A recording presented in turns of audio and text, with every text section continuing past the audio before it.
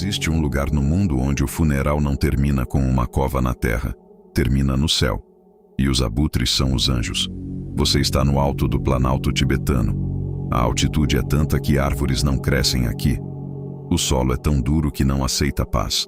O frio é tão intenso que madeira para cremação é um luxo que a maioria das famílias não pode pagar.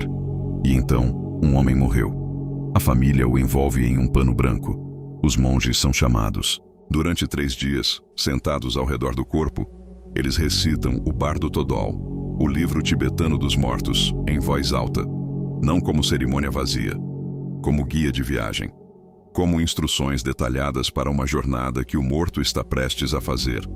Porque para os tibetanos budistas, o que acontece nas horas e dias depois da morte é tão real e tão importante quanto qualquer coisa que aconteceu em vida. E o corpo, agora vazio, precisa de um destino. No amanhecer do dia escolhido, o corpo é carregado até um lugar específico nas montanhas. Um lugar que existe há séculos para esse único propósito. Uma plataforma de pedra, escurecida pelo tempo e pelo que acontece sobre ela. O homem que vai conduzir o ritual se chama Hogyapa. Em tibetano, a palavra significa quebrador de corpos. Ele não trabalha com cerimônia solene, não trabalha em silêncio grave, conversa com os assistentes, às vezes ri. E isso não é desrespeito, é o oposto. Para os tibetanos, a leveza com que o Hogyapa trata o corpo ajuda a alma do morto a entender que aquilo que está sendo desmembrado não é mais ele. É apenas o recipiente vazio que ele deixou para trás. O Hogyapa começa o trabalho. E lá do alto, em círculos cada vez mais baixos, os abutres descem. O ritual tem um nome preciso: Jator. Em tibetano, significa literalmente dar esmolas aos pássaros.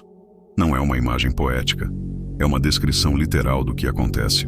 O corpo humano, após a morte, é oferecido como alimento às aves. E esse ato de oferta é considerado o último gesto de generosidade que um ser humano pode fazer nesta vida. Pense nisso por um momento. Nós, no mundo ocidental, gastamos fortunas para preservar corpos que já não habitamos. Compramos caixões de madeira cara, embalsamamos, escolhemos túmulos com vista, pagamos para manter o recipiente intacto muito depois de quem o habitava ter partido. Os tibetanos fazem o oposto. Eles dizem: o corpo não é você, nunca foi. Era apenas o barco que você usou para atravessar esta vida. E agora que você chegou ao outro lado, o barco pode ser devolvido ao rio. Os abutres, nessa cosmologia, não são carniceiros. São dakines, dançarinas do céu. Seres espirituais que, ao consumir a carne do morto, transportam a alma para o próximo plano de existência. Existe uma lenda tibetana que está por trás de todo esse ritual. Um filósofo e asceta caminhava pelas montanhas quando encontrou uma tigresa faminta com seus filhotes, todos à beira da morte. Sem hesitar, o filósofo se jogou de um precipício para que a tigresa e os filhotes pudessem se alimentar de seu corpo e sobreviver. Esse ato de sacrifício absoluto, de colocar a própria carne a serviço da continuidade da vida, é considerado no budismo o gesto mais elevado que um ser consciente pode realizar. O Jator é isso, todo dia, para cada tibetano comum que morre sem ser um grande lama ou um rei. A morte mais humilde, no Planalto tibetano, carrega dentro de si a mesma filosofia do maior sacrifício que a tradição conhece. Há um detalhe que muda completamente a percepção de quem ouve falar desse ritual pela primeira vez. Se os abutres consumirem o corpo inteiramente, é considerado um bom sinal. Significa que a pessoa viveu bem, acumulou bom karma, e sua alma está em paz no caminho para a próxima encarnação. Se os pássaros recusarem o corpo, ou se sobrar muito, isso é visto como um mau presságio, um sinal de que essa alma ainda está presa, que tem contas a acertar, que a jornada vai ser mais difícil. O comportamento dos abutres é lido como uma mensagem do outro lado. E a família observa à distância, esperando. Durante a Revolução Cultural Chinesa, entre 1966 e 1976, o governo proibiu o Jator. Chamou o ritual de primitivo, supersticioso e bárbaro. Forçou os tibetanos a enterrarem seus mortos no solo ou a cremá-los, como faz o resto do mundo civilizado. Os tibetanos resistiram onde podiam. continuaram o ritual em segredo, nas áreas rurais mais remotas, longe dos olhos do Estado. Porque para eles, proibir o Jator não era apenas proibir um costume. Era cortar a alma dos mortos de seu caminho para o próximo mundo. Era condená-los a vagar. Era uma violência que ia muito além do corpo. Quando a proibição foi suspensa, o ritual voltou. E não como nostalgia, como necessidade. Hoje, o Jator enfrenta uma ameaça diferente. Não vem do governo, vem dos abutres. As populações de abutres himalaianos estão em declínio severo. O uso de anti-inflamatórios veterinários no gado, que passa para o tecido dos animais mortos e é fatal para as aves que os consomem, dizimou populações de abutres em toda a Ásia.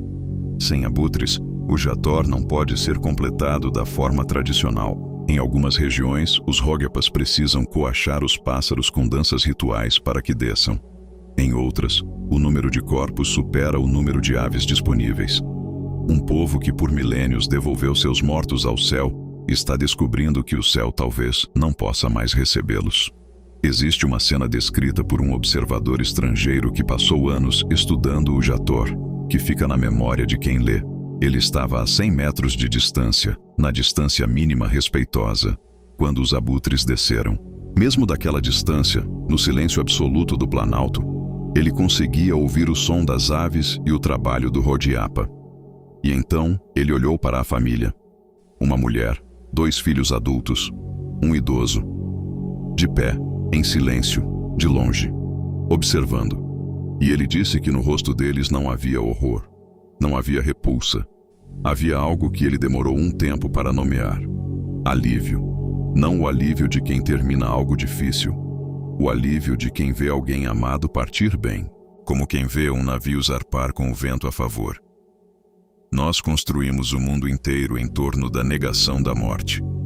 Vendemos cremes que prometem parar o tempo. Chamamos hospitais de lugares que vencem doenças, quando a maioria das doenças termina apenas de uma forma.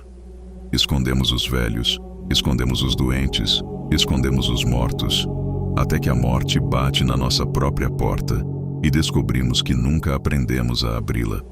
Os tibetanos passam a vida inteira se preparando para morrer. Leem o Bardo Thodol não como curiosidade, mas como guia prático. Meditam sobre a impermanência todos os dias, e quando a morte chega, não como inimiga, mas como passagem, eles a recebem com um ritual que diz, em cada gesto, em cada pena de abutre que sobe carregando o que sobrou, você não era esse corpo, nunca foi. A próxima vez que você passar por um cemitério, pense nos tibetanos. Pense que existe um povo que acredita que a coisa mais generosa que você pode fazer ao deixar este mundo é não deixar nada para trás. Nem ossos, nem caixão, nem flores murchando sobre uma lápide. Só o céu. E os pássaros que dançam nele.